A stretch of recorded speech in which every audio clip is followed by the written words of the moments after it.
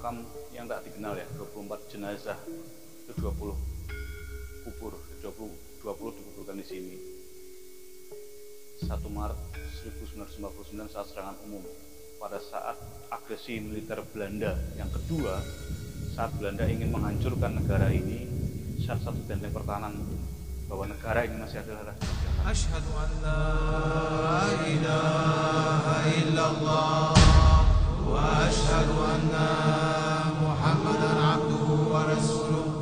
Asyhadu an la ilaha illallah wa asyhadu anna.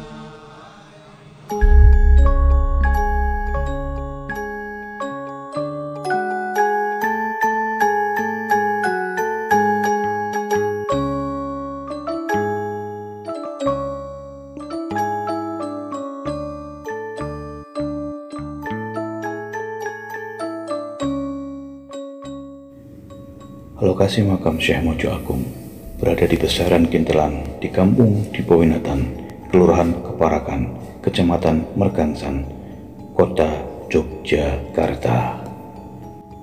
Menurut catatan sejarah, beliau Syekh Mojo Agung masih keturunan Raja Majapahit. Beliau adalah cucu dari Prabu Brawijaya Pamungkas atau Brawijaya V.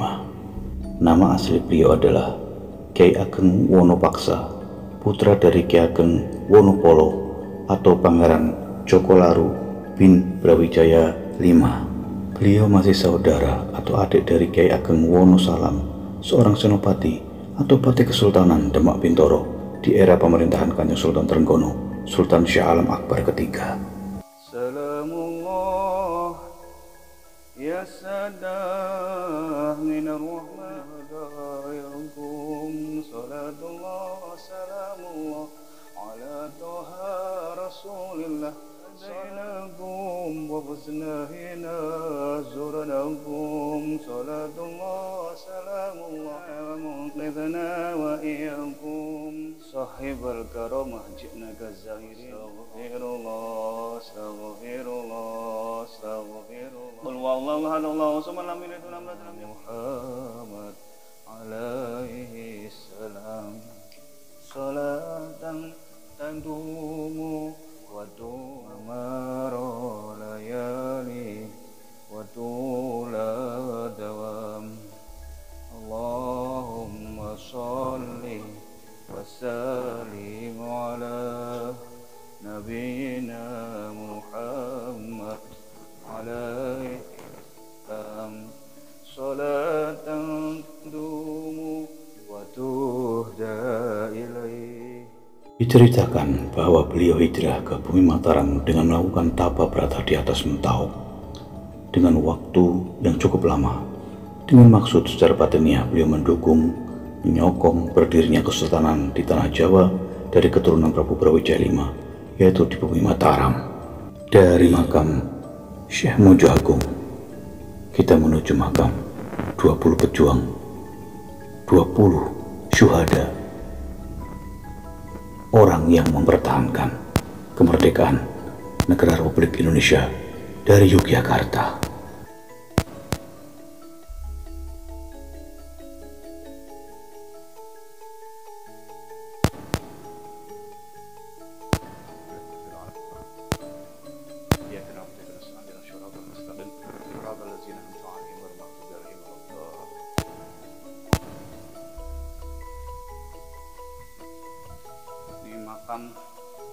Makam pahlawan tak dikenal, 24 jenazah, 20 dikubur pada saat serangan umum 1 Maret 1959. 6 jam di Yogyakarta, dimuliakan atau dibangun kembali 1 Maret 1974 oleh Pak Purwoharjono, juru kunci pekuburan Kintelan. Makam korban perjuangan yang tak dikenal. Ini pada saat serangan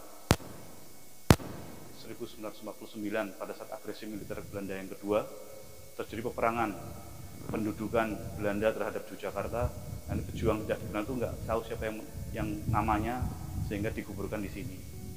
Ada 2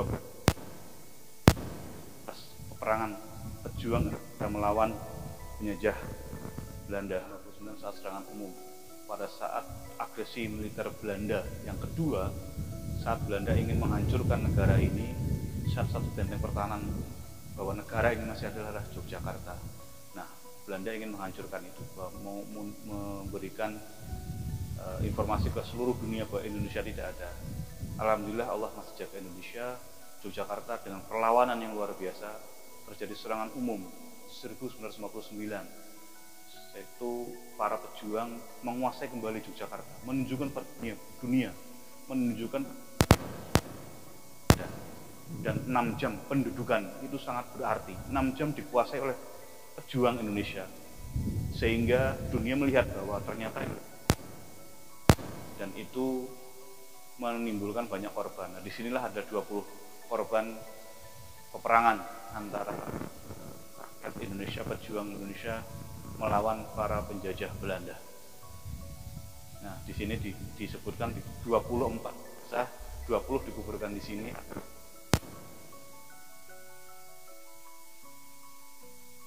Namanya siapa sehingga tidak dikenal namanya. Ini dikuburkan di sini semua, dimakamkan di sini para syuhada dan membela negara Indonesia. Saat ini kita bisa beribadah dengan bebas, mengamalkan agama Islam dengan leluasa, karena ini juga sumbangsih dari para pejuang ini. Insya Allah mereka tergolong dari para syuhada. Amin ya rabbal alamin. Jadi kalau kita mengikuti Google Maps ya, makam Kintelan itu kadang diarahkan ke sebelah sini, ditutup tembok ya. Di depan sana itu ada BNN, Badan Narkotik Nasional. Nah, kita biasanya diarahkan ke situ. Tadi saya juga sempat ke sini diarahkan ke BNN, tanya mas satpamnya, mas satpamnya nggak ngerti. Di makam Kintelan itu nggak ngerti, ada makam Kiai.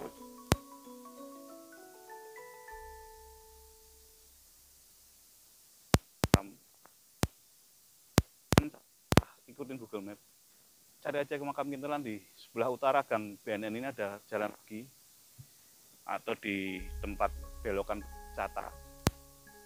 Nanti cari Masjid Kintelan, nanti ada petang Masjid Kintelan, parkir di pinggir jalan. Nanti di pinggir jalan diparkir.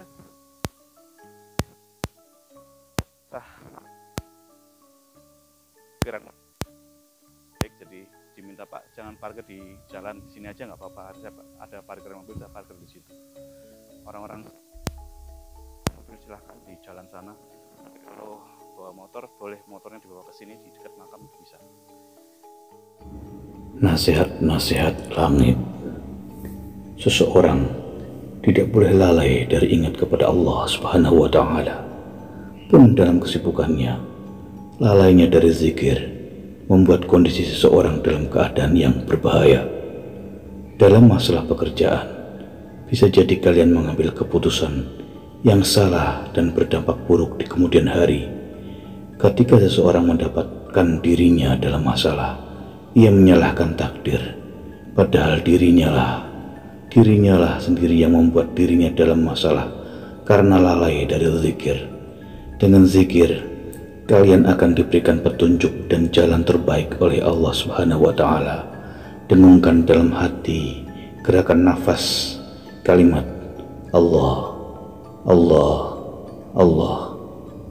Terbaik saat sedang menghadapi dilema atau mengerjakan sesuatu adalah membaca bacaan Bismillahirrahmanirrahim.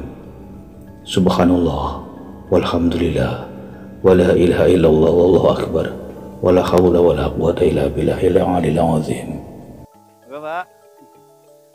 Nuwun nggih. Namun ketahuilah, jika hanya karena zikir dirimu menjadi merasa hebat, maka kamu tiada apa-apanya dibandingkan dengan iblis yang pernah ribuan tahun melakukan zikir. Bahkan menurut riwayat, saking banyaknya dan lamanya iblis berzikir, di semua semesta alam raya ada bekas tempat iblis berzikir. Ketahuilah, perintah gurumu, mursyidmu untuk melakukan ziarah waliullah dan zikir adalah cara pendidikan dari guru kepada masing-masing murid untuk memperbaiki akhlak dan adab. Maka jika dirimu rutin berzikir, berziarah ke waliullah, bersilaturahmi kepada para walinya, akhlak dan adabmu kepada orang tua yang masih hidup harus dijaga. Sesungguhnya Apa yang kamu lakukan tidak ada yang pernah sia-sia jika semuanya mengharapkan ridha Allah Subhanahu wa Ta'ala dan dengan ilmu dan keikhlasan dari hati yang tulus. Kalian harus memiliki hati yang yakin bahwa jalan kehidupan yang kalian tempuh adalah jalan yang terbaik yang sudah disiapkan oleh Allah Subhanahu wa Ta'ala kepadamu.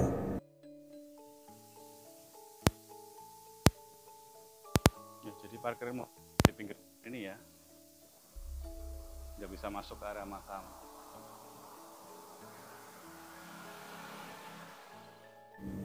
Asalkan kalian dalam jalan takwa, maka tidak ada hal yang dapat membawamu dalam kesulitan yang panjang. Setiap kalian berzikir, pandangan Allah Subhanahu wa Ta'ala akan tertuju kepada kalian.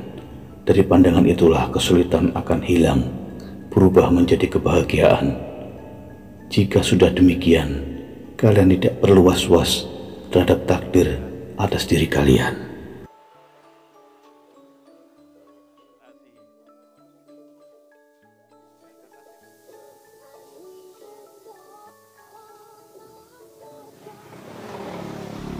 Suan nggih.